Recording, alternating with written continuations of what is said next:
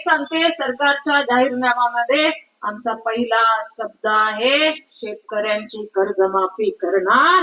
हे सुद्धा महायुतीचं वचन. वीज बिल माफ असेल, शेतकरी सन्मान, कृषी सन्मान योजना असेल, जे आता वर्षाला किती मिळतात? मिळतात का नाही? हा, किती मिळतात? 12,000.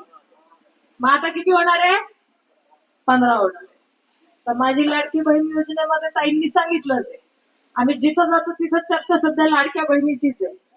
दिवाळीला तर मी बऱ्याच जणींचे फोनच ऐकत होती, ताई अश्विनी ताई पहिला फोन आहे, तुझ्या खात्यात आले का पैसे? माझ्या खात्यात आले बरं का. काय घेतलं?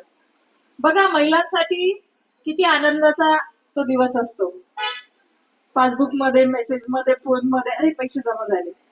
कारण त्या बहिणीला कुठेतरी हक्काचा एक भाऊ पैसे पाठवतोय, बहीण म्हणून पाठवतोय. हा सन्मान आहे आमच्या महिलांचा. किती का असे ना ते आम्हाला, पण आमच्या सन्मानाचा कोणी विचार तर करत? हे विचार करणारे सरकार तरी आहे. याचाही विरोधकांना तिटकारा, त्याच्यावरही बडबड. आणि तेवढेच नाही थांबले, यातील भाऊ ते कोर्टात गेले की योजना बंद करा म्हणून. आणि कसे विचार. म्हणून आमच्या लाडक्या बहिणींनी तर ठरवलंय, आमचं मत परत एकदा घड्याळाला, आमच्या महायुतीला आणि आमच्या मुख्यमंत्र्यांना धन्यवाद द्यायला, महायुतीला धन्यवाद द्यायला की आमची लाडकी बहीण योजना सुरू केली. मोठं मन लागतं. योजना बंद करायला तुम्ही कोर्टात जाता आणि आता सांगतात आम्ही पण देणार. आणि मी सहज एकदा बघितलं तर काँग्रेसची सरकार जिथे तिथे, तेलंगणामध्ये तिथलं बघितलं तर त्यांची ती योजना, काय कुठली योजना, लक्ष्मी योजना, ती बंद केली. जिथे जिथे त्यांच्या सरकारच्या योजना त्या त्यांनी बंद केल्या. हे भूल थापा देण्यामध्ये एक्सपर्ट झालेले लोक आहेत. 70 वर्ष उगाच नाही राज्य केलं, पण आता तो जमाना गेला. आता आम्हाला पण खऱ्या बातम्या फोनमध्ये लगेच कळतात आणि म्हणून भूल थापांना बळी पडू नका ही विनंती करायला मिळाली. आपल्याला सौर ऊर्जेच्या प्रकल्पामधून पुढच्या काही काळात 5 वर्षात मोठ्या प्रमाणात एक बदल दिसणार आहे.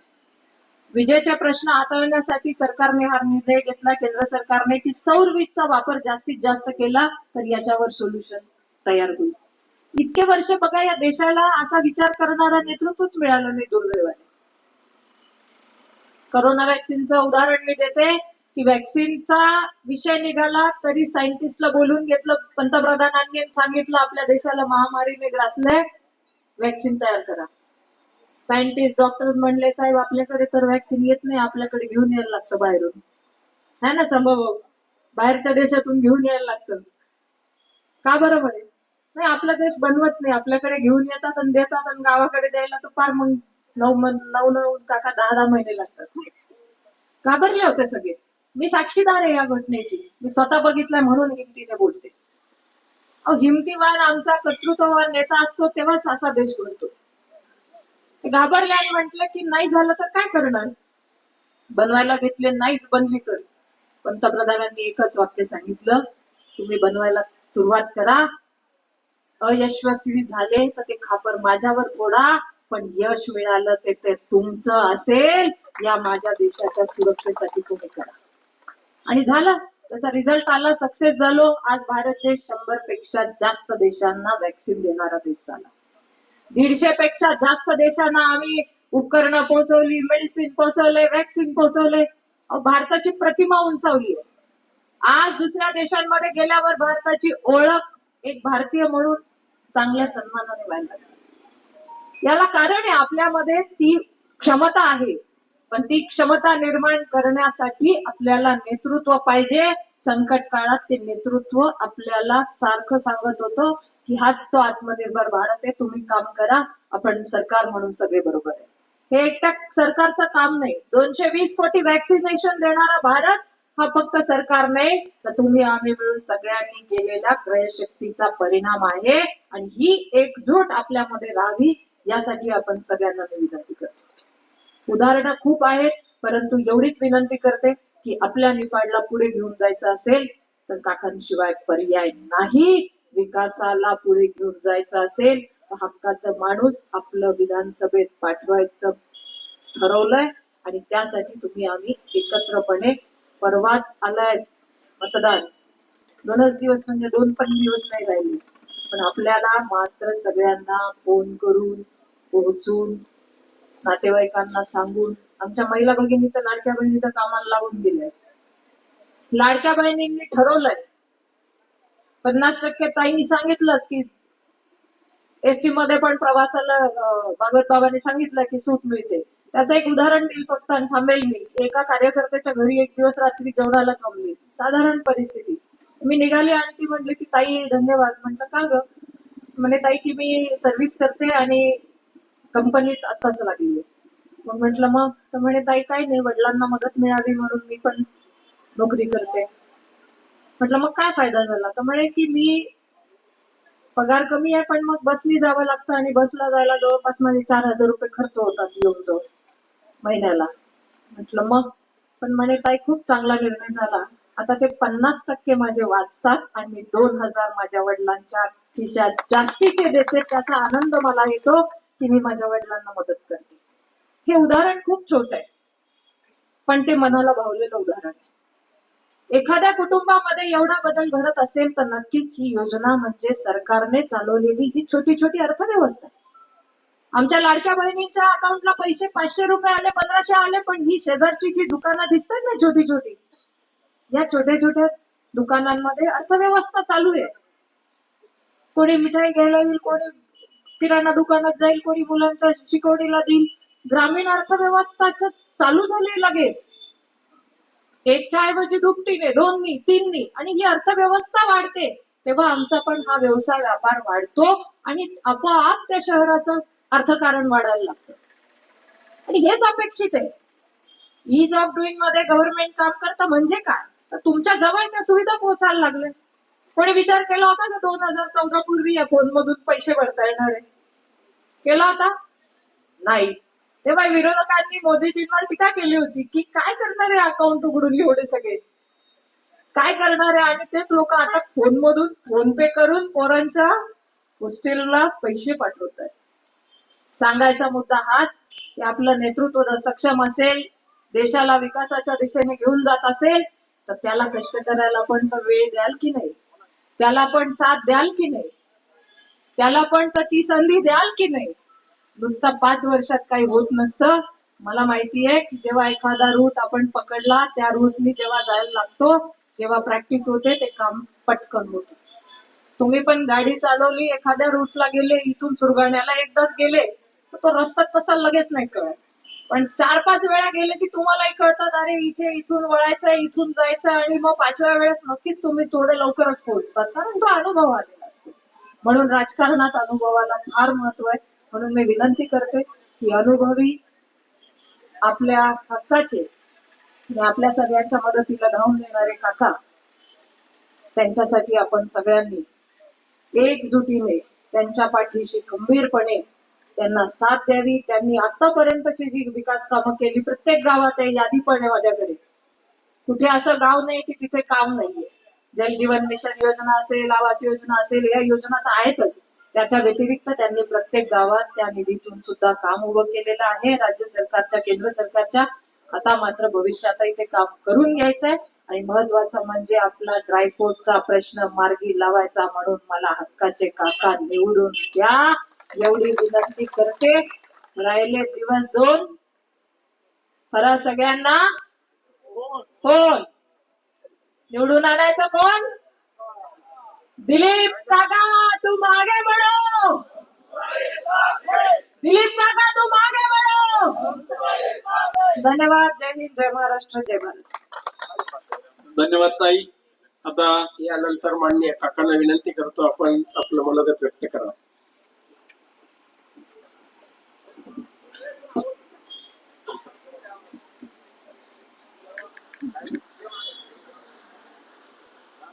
महाराष्ट्र विधानसभेच्या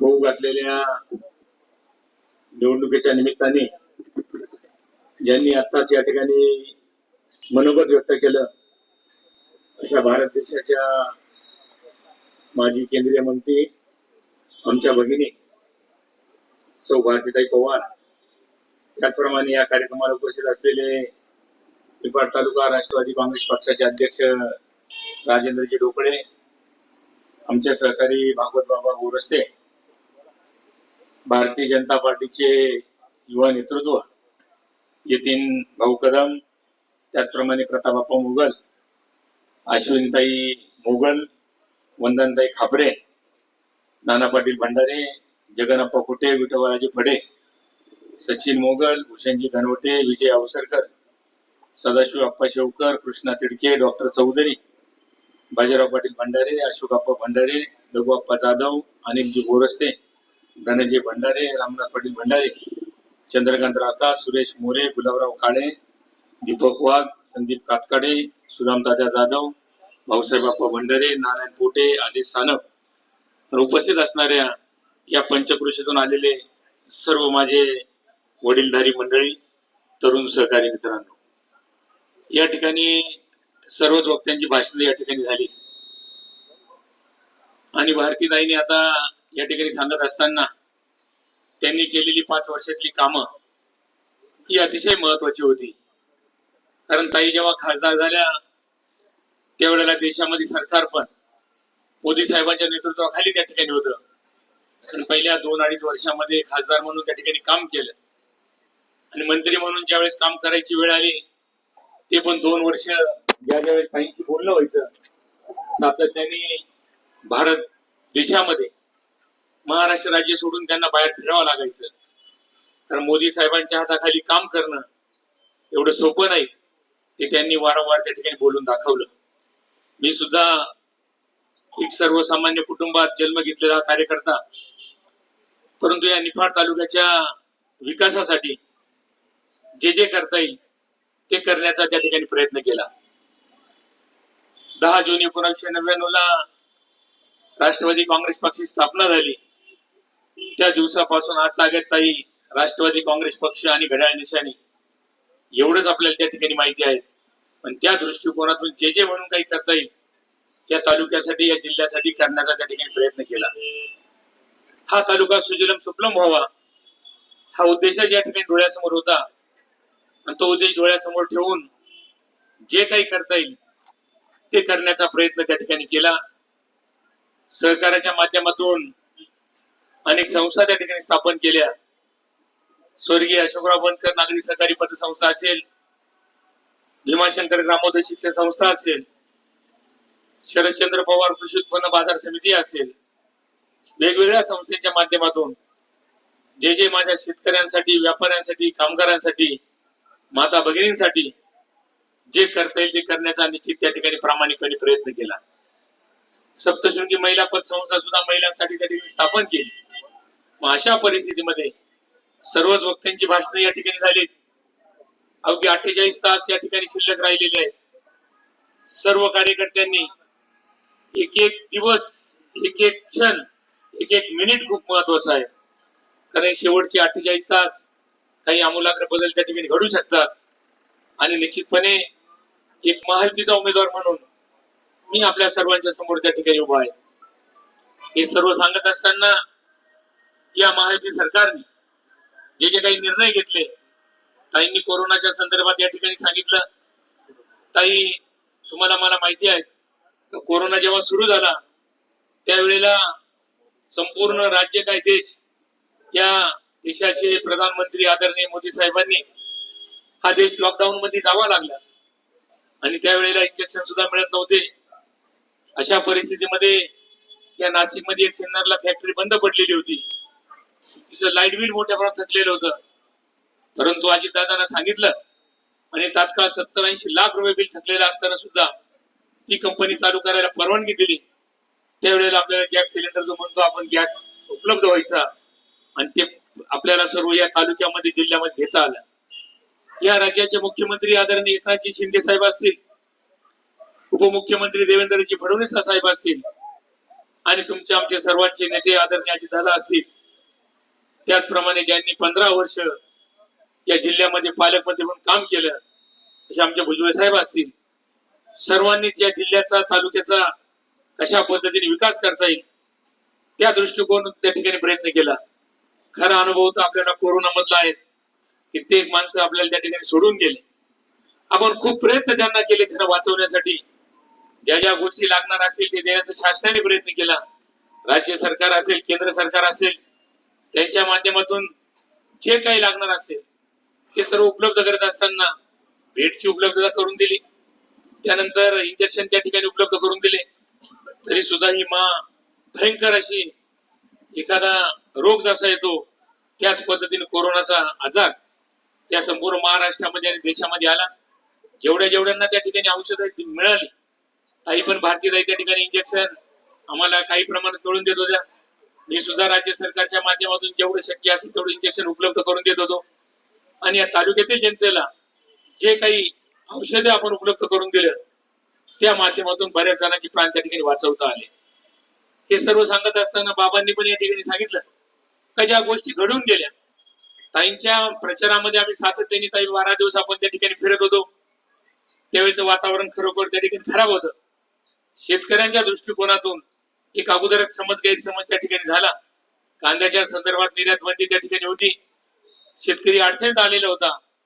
आणि आपण मोदी साहेबांना सांगितल्यानंतर त्या काळच्या मंत्र्यांनी पियुष गोयल साहेबांनी तेवढ्या लवकर तो जर कदाचित निर्णय घेतला असता आज ताई सुद्धा त्या ठिकाणी खासदार असत्या आणि निश्चित मंत्री म्हणून केंद्रामध्ये राहिले असता. हा निर्णय वेळेवर घेणं खूप गरजेचं होतं. ताई त्या मिटिंगला असताना ताई तुम्हाला आठवत असेल तुम्ही पण केंद्रीय मंत्री म्हणून पियुष गोयल साहेब होते. या महाराष्ट्राचे 7 मंत्री आमच्यासारखे आमदार त्या ठिकाणी असताना त्यांना हात जोडून विनंती केली जी काही निर्यात बंदी कांद्याची असेल ही कांद्याची निर्यात बंदी त्या ठिकाणी उठवा आणि शेतकऱ्यांना 2 पैसे मिळू द्या. परंतु त्यावेळेला त्यांनी ऐकलं नाही. आणि ज्या वेळेला केंद्राचा निकाल लागला त्यानंतर ह्याच महायुती सरकारच्या माध्यमातून आम्ही पाठपुरावा केला. दादांना सांगितलं दादा याची परिस्थिती अशीच राहिली तर राज्याच्या निवडणुकीमध्ये याच्यापेक्षा काही वेगळं घडणार नाही. आणि त्या पद्धतीने त्यांनी योग्य तो निर्णय घेतला. $550 जी एमबीपी होती ती त्या ठिकाणी रद्द केली. त्यानंतर 40% एक्सपोर्ट ड्युटी होती ती त्या ठिकाणी 20% पर्यंत आपण कमी करू शकलो. आणि निश्चित कांद्याचे बाजारभाव 6,000, 7,000, 8,000 पर्यंत त्या ठिकाणी गेले. या वर्षी कधी नव्हे तेवढे टमाट्याला बाजारभाव त्या ठिकाणी मिळाले, भाजीपाल्याला बाजारभाव मिळाले. हे केवळ राज्य सरकार असेल, केंद्र सरकार असेल त्यांनी घेतलेल्या निर्णयामुळे त्या ठिकाणी आपल्याला बाजारभाव मिळू शकतात.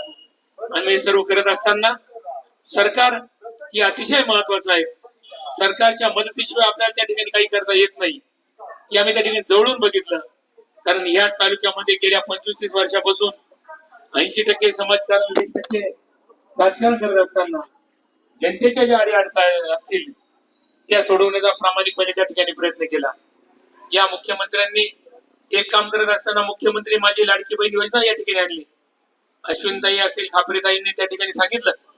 परंतु संपूर्ण राज्यामध्ये ताई या योजनेने महिला भगिनींना मोठ्या प्रमाणात आनंदाचं वातावरण त्या ठिकाणी तयार झालं. आणि अजितदादांनी जो शब्द दिला त्यावेळेला मुख्यमंत्री असेल, उपमुख्यमंत्री असेल, अधिवेशनामध्ये ही योजना त्या ठिकाणी आणली. त्या योजनेची पूर्ण पैसे तरतूद केली. आणि पहिले 2 महिन्याचे पैसे टाकल्यानंतर विरोधकांनी सांगितली फसवी योजना आहे. परंतु ज्या वेळेला त्यांचे खाते उघडले गेले, त्यांच्या खात्यामध्ये पैसे आले, त्यावेळेला समजायला लागलं. आणि विरोधक कोर्टामध्ये सुद्धा त्या ठिकाणी गेले. परंतु कोर्टाने सांगितलं की हा राज्य सरकारचा अधिकार आहे, त्यांनी तरतूद केलेली आहे आणि निश्चित ते आम्ही थांबवू शकत नाही. या पद्धतीने राखी पौर्णिमा झाली, काल परवा दिवाळी होता, भाऊबीज झाली. आणि या भावांनी या बहिणीला भाऊबीजेची भेट म्हणून 5 महिन्याचे पैसे आपण 7,500 रुपये त्या ठिकाणी खात्यामध्ये आलेले आहेत. निश्चित अतिशय आनंदाचं वातावरण त्या ठिकाणी आहे. ज्या ज्या महिलांचे काही खाते अडचणीत असतील, काही राहिले असतील, त्यांना सुद्धा भविष्य काळामध्ये आपण ती मदत त्या ठिकाणी देणार आहे. हे सर्व करत असताना सरकारने घेतलेला निर्णय हा माझ्या माय माऊलींसाठी त्या ठिकाणी घेतला.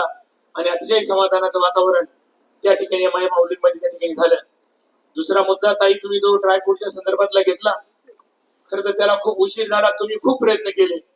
त्या काळामध्ये मला आजही आठवतं की सुरेश बाबा पाटील भारतीय जनता पार्टीचे नेते होते, प्रशांत पाटील डॉक्टर होते, तुमच्या माध्यमातून असतील भागवत बाबा या ठिकाणी असतील कारखान्याचे चेअरमन होते. सातत्याने त्या ठिकाणी पाठपुरावा केला गेला. परंतु कारखान्यावर त्या ठिकाणी जो सेल टॅक्सचा बोजा होता, तब्बल 78 कोटी 21 लाख रुपयांचा बोजा असल्यामुळे आपल्या जमीन नावावर करता येत नव्हती. ज्या वेळेला दादांकडे 2-3 मिटिंगा झाल्या, कलेक्टरकडे मिटिंग घेतली आणि शेवटच्या मिटिंगला भारतीताई तिथून दिल्लीला बसलेल्या होत्या. ऑनलाईन त्या मीटिंग मध्ये ताई तुम्हाला आठवत असेल, दादांनी ज्यावेळेस निर्णय केला 44,21,00,000 रुपयाचं सेल टॅक्स राज्य सरकारने माफ केला, त्यावेळेला ड्रायपोर्ट आपल्याला सुरू झालं.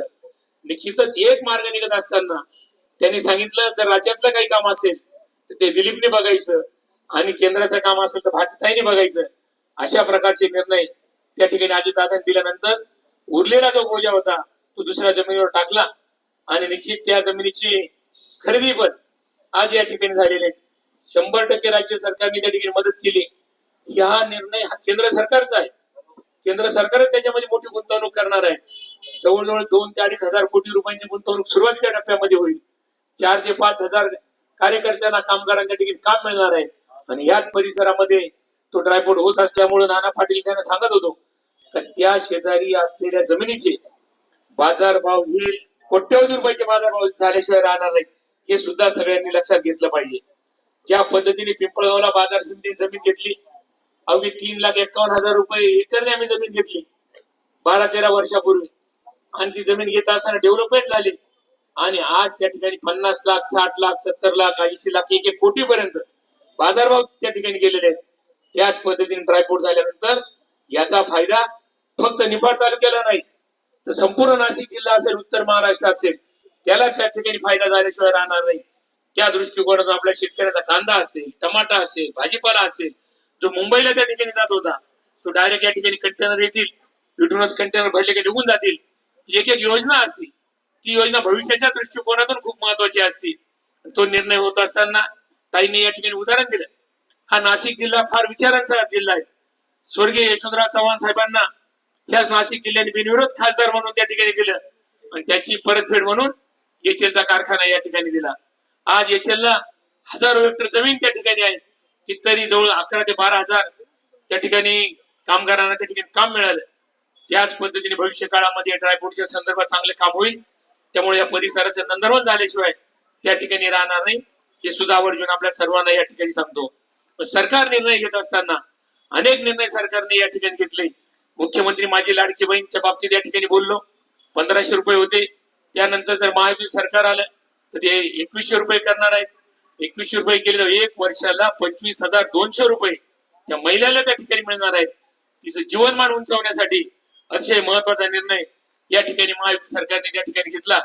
एसटी बसमध्ये सुद्धा 50% सवलत ताईंनी सांगितली त्या ठिकाणी दिली. अन्नपूर्णा योजना असेल त्यामध्ये 3 गॅस सिलेंडर त्या ठिकाणी मोफत देण्याचं काम राज्य सरकारने केलं. एवढ्यावर थांबलं नाही तर माझी मुलगी जेव्हा जन्माला येते 21 वर्ष होईपर्यंत लखपती दिदी म्हणून 1,01,000 रुपये 21व्या वर्षी त्या मुलीच्या नावावर त्या ठिकाणी येतात. अशा पद्धतीने सरकारने निर्णय त्या ठिकाणी महिलांच्या बाबतीत घेतले. तेवढ्यावर सरकार थांबलं नाही. माणसांच्या बाबतीत काय केलं, पुरुषांच्या बाबतीत काय केलं, सर्व समाजाला बरोबर घेऊन जाण्याचं काम येतील भाऊन ते सांगत असतात. कारण हे शिवशाहू फुले आंबेडकरांचं महाराष्ट्र आहे, पुरोगामी विचारांचं महाराष्ट्र आहे. सर्व जातीपातीला बरोबर घेऊन जायचं आहे. पण सर्वांनी हा महाराष्ट्र सुजलम सुफलम होण्यासाठी आपल्या सर्वांनी त्या ठिकाणी मदत केली पाहिजे. आम्ही कधी विचार केला नाही निधी येताना हा कोणत्या जातीचा आहे, कोणत्या धर्माचा आहे, कोणत्या गटाचा आहे, कोणत्या पंथाचा आहे. त्याला जे जे सरकारच्या माध्यमातून आला असेल ते देण्याचा प्रयत्न केला. शेजारी सचिन भाऊ मोगल या ठिकाणी सरपंच म्हणून होते. जेवढे जेवढे प्रस्ताव दिले असतील तेवढे प्रस्ताव त्या ठिकाणी तात्काळ त्या ठिकाणी मंजूर करून दिले आणि शेतकऱ्यांच्या बाबतीत काही अतिशय चांगले निर्णय या ठिकाणी सरकारने घेतले. 1 रुपयात पीक विमा असं कधी घडलं नाही. पण 1 रुपयात पीक विमा करताना ह्या तालुक्यामधील 35,000 सभासदांना तब्बल 66 कोटी रुपये मका आणि सोयाबीनच्या शेतकऱ्यांना त्या ठिकाणी मिळाले. हे कशाचं होतं की केवळ आपल्या विचाराचं सरकार होतं म्हणून त्या ठिकाणी करू शकलो. वीज माफीच्या बाबतीतला निर्णय आपण कधी घेऊ शकलो नाही. 10 वर्षापूर्वी निर्णय घेतला 3 महिन्यासाठी, परंतु अजितदादांनी त्या ठिकाणी सांगितलं 1 एप्रिल 2024 ते 31 मार्च 2029 पर्यंत 5 वर्ष कुठल्याही प्रकारचे बिल भरायचं नाही, जे थकलेलं बिल आहे ते द्यायचं नाही. अशा प्रकारचा निर्णय या ठिकाणी घेतला. खूप मोठा फायदा या माझ्या शेतकरी बांधवांना या ठिकाणी झाला. कारण कर्जमाफी त्या पद्धतीने होती, त्याच पद्धतीने वीज माफीच्या संदर्भातला निर्णय घेतला. तेवढं सरकार थांबलं नाही. माझ्या शेतकऱ्यांना दिवसा 12 तास त्या ठिकाणी लाईट मिळाली पाहिजे. दिवसा 12 तास लाईट मिळण्यासाठी सोलरवर त्या ठिकाणी सरकार गेलं. सोलरचे मोठे मोठे प्रोजेक्ट त्या ठिकाणी आणले. शासकीय जमिनी ताब्यामध्ये घेतल्या. त्या घेऊन जर पूर्ण होणार नसतील, ज्या शेतकऱ्यांकडे जास्त जमिनी असतील, 50,000 रुपये एकरनी सरकारने त्या ठिकाणी करार करतं. 15 वर्षासाठी करार केल्यानंतर ज्या जमिनी पडलेल्या आहेत त्याच्यावर सुद्धा सोलर प्रोजेक्ट त्या ठिकाणी उभा करतं. म्हणजे महायुती सरकार एका बाजूने अतिशय चांगल्या काम करत आहे. आणि त्या दृष्टिकोनातून 2 दिवसावर या ठिकाणी निवडणूक आली. या सगळ्या गोष्टी आपल्याला माहिती आहे. भाषण करून करून ताई आम्ही पण 12 दिवस 15 दिवस सातत्याने भाषण केलं. 2 दिवस राहिलेले या निवडणुकीमध्ये शिवसेनेचे सर्व कार्यकर्ते असतील, पदाधिकारी असतील, भारतीय जनता पार्टीचे सर्व पदाधिकारी कार्यकर्ते असतील, आठवले गट असेल, Republican party of India, Kawade गट असेल, गवई गट असेल, सर्वांनी या ठिकाणी प्रामाणिकपणे काम करण्याचं ठरवलंय. तर सर्व कार्यकर्त्यांनी प्रामाणिकपणे काम केलं तर आपल्यापासून विजय कुठे दूर नाही. निश्चित आपल्याला या 20 तारखेला आपल्यावर गुलाल पडल्याशिवाय त्या ठिकाणी राहणार नाही, हे सुद्धा या ठिकाणी सांगतो. त्यासाठी आपल्याला तन मन धनाने त्या ठिकाणी काम करावं लागेल. आपसामध्ये मतभेद असतील, 2 दिवस मी सांगितलं, मी उमेदवार नाही, या ठिकाणी प्रत्येक जण उमेदवार आहे हे समजून जर आपण काम केलं तर कुठली अडचण त्या ठिकाणी येणार नाही. त्या दृष्टिकोनातून आपण सर्वांनी या निवडणुकीमध्ये सहकार्य करण्याची भूमिका त्या ठिकाणी घेतली. जसं ताई आता इथे नरेंद्र मोदी साहेब त्या ठिकाणी देशाचे पंतप्रधान झाले, अनेक योजना त्या ठिकाणी येतात. अमित शहा साहेब असेल ते या ठिकाणी प्रचारासाठी येतात. आज देशाला अतिशय चांगल्या पद्धतीने कृषी मंत्री त्या ठिकाणी लाभलेले आहेत. याच पद्धतीने आपल्याला या महाराष्ट्रामध्ये मुख्यमंत्री असतील, उपमुख्यमंत्री असतील, यांच्या नेतृत्वाखाली परत एकदा सरकार स्थापन करण्यासाठी आपल्या सर्वांच्या सहकार्याची त्या ठिकाणी गरज आहे. सर्व कार्यकर्त्यांना इतकं निगेटिव्ह वातावरण असताना सुद्धा काही त्या टायमाला सुकेनेने आपल्याला त्या ठिकाणी लीड दिला. त्या ठिकाणी सर्व जाती धर्माच्या लोकांनी मदत केली. कोणी सांगितलं असं झालं, कोणी तसं पण नाही. ज्यांना ज्यांना समजतं या महाराष्ट्रामध्ये, या भारत देशामध्ये आपल्याला राहायचं आहे. हा भारत देश एक संघ आहे जो गोमातेची त्या ठिकाणी रक्षण करतो, जो भारत मातेला मानतो. हा साधू संतांचा महाराष्ट्र आहे. या महाराष्ट्रामध्ये सर्वांनी हा देश सुजलम सुफलम होण्यासाठी आणि महाराष्ट्रामध्ये अतिशय पद्धतीने वातावरण तयार असताना सर्वांनी मदत करण्याची भूमिका या ठिकाणी घ्यावी. त्या दृष्टिकोनातून आपण सर्वजण या ठिकाणी आलात. खरं तर आजची सभा नव्हती, पण काल मला कळालं आजही सकाळी त्या ठिकाणी एक बेरवाडीला, श्रीरामनगरला एक सभा झाली. आता येथे भविष्य शेवटची आपली सभा आहे. आपल्याला जे शेवटचे 2 दिवस राहिले म्हणजे एकच दिवस, दुसरा दिवस तर मतदानाचा, त्या दिवशी गेटवर त्याला थांबावं लागणार. प्रत्येकाने आपल्या आपल्या गावामध्ये जाऊन जे जे म्हणून काही करता येईल, कोणाच्या अडी अडचणी असतील त्यांना समजून सांगून जिभेवर साखर आणि डोक्यावर बर्फ ठेवून त्या ठिकाणी 2 दिवस काम करा. काही कार्यकर्ते पेटवायचे सुद्धा प्रयत्न करतील, त्या पद्धतीने आपण पेटून उपयोग होणार नाही. आणि ही निवडणूक केवळ आणि केवळ आम्ही विकासाच्या मुद्द्यावर या ठिकाणी निवडणूक लढले. कोणत्याही प्रकारची आम्ही कोणावर टीका टिप्पणी त्या ठिकाणी केली नाही आणि करणार पण नाही. परंतु या सरकारने जो 1565 कोटी रुपये या सरकारच्या माध्यमातून या तालुक्यासाठी आपण उपलब्ध करून दिले. पुढच्या 20-25 वर्षाचं विजन डोळ्यासमोर ठेवून अनेक पूल जे 50 वर्षापासून त्या ठिकाणी झाले नाहीत, ते पुलाचं आपण त्या ठिकाणी काम केलं. नांदूर मजूर धरणाचं काम केलं. MSCBचे ट्रान्सफॉर्मरचं काम नाही केलं, पण त्याचं सबस्टेशन असतं. तिथे शेजारी 132 केव्हीचं सबस्टेशन असेल, 33 केव्हीचे 7 सबस्टेशन होते. 220 केव्हीचे पिंपळगावला आपण वावीला त्या सबस्टेशन केलं. आणि एवढ्यावर थांबलो नाही, 400 केव्हीचं सबस्टेशन आपण सारोळ्याला त्या ठिकाणी मंजूर 350 कोटी रुपये त्या ठिकाणी लागणार आहेत. पण हे कामं झाल्यानंतर पुढचे 5-25 वर्ष राईट आपल्याला कमी पडणार नाहीत, अशा पद्धतीचा निर्णय आपण या ठिकाणी घेतला. म्हणून अशा आपण निर्णय करत असताना आपल्याला सरकार आपल्या पाठीशी असणं ही खरी काळाची गरज आहे. बोलण्यासारखं खूप आहे, आपण खूप या ठिकाणी बोललो, परंतु विकासाच्या दृष्टिकोनातून विकासाचं मॉडेल उभं करण्यासाठी, तुमचा माझा प्रपंच चांगल्या पद्धतीने होण्यासाठी, शेतकऱ्यांचे प्रश्न सोडवण्यासाठी, शेतकऱ्यांच्या मालाला हमीभाव मिळण्यासाठी निश्चित हे शासन त्या ठिकाणी कटिबद्ध राहणार आहे. आणि हेच महायुतीचे शासन परत येण्यासाठी आपल्या सर्वांना या ठिकाणी विनंती करतो. माझ्यासारखा एक कार्यकर्ता या तालुक्यामध्ये 25-30 वर्षापासून समाजकारण राजकारण त्या ठिकाणी करतो. करत असताना प्रत्येकाच्या सुखादुःखामध्ये जे जे करता येईल ते करण्याचा प्रामाणिकपणे त्या ठिकाणी प्रयत्न केला. इथून पुढच्या काळामध्ये तुम्ही फक्त 2 दिवस द्या. जोपर्यंत दिलीप बनकरांच्या शरीरामध्ये श्वास असेल तोपर्यंत तुमची सेवा करण्याचं वचन या ठिकाणी आपल्या सर्वांना देतो. आणि निश्चित 20 तारखेला ही निवडणूक होणार आहे.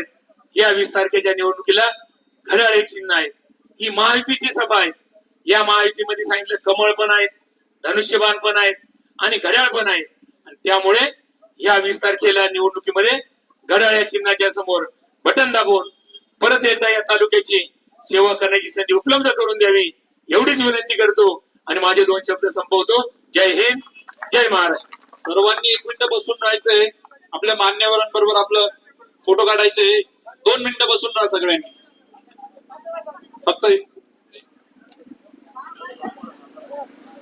मान्यवरांनी असं खुर्च्या सगळ्यांचे